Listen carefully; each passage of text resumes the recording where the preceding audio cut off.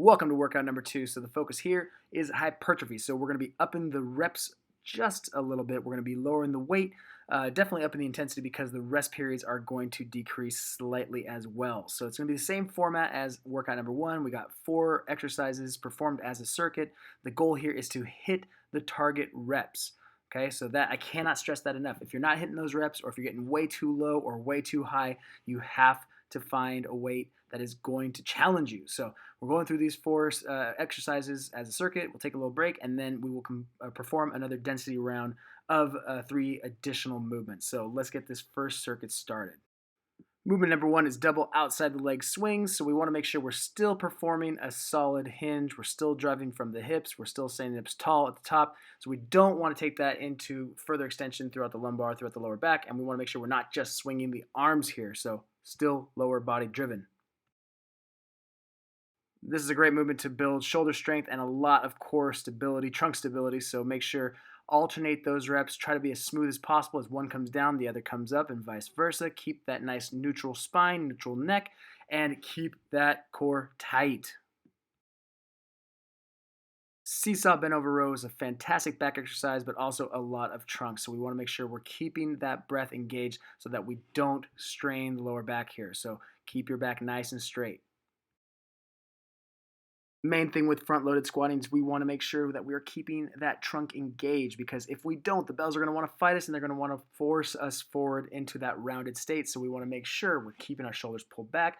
We're utilizing our breath. So take a breath in before you start, hold it, and then exhale as you come up, keeping that pressure. That's going to help keep your back safe and still give you a solid leg workout. So you've had a little intermission now, and we're going to move on to the density round. So this is going to be 3 exercises. We're going through 15 minutes, going as many times as you can with perfect form. So first one, bodyweight squats, right into push-ups, and right into alternating rotational cleans. So we're hitting higher volume here. And again, we want to make sure this form is perfect. So I don't want you rushing through these exercises, but I want you to be going at a pretty good clip. So that way we're going to activate a little bit more of your conditioning. We're going to get you a little sweatier, and it is going to help you maintain those lean gains from these double bells.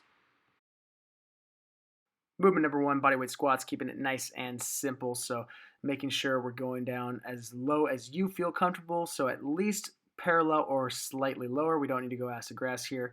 Knees pointing out over toes and making sure back is nice and straight.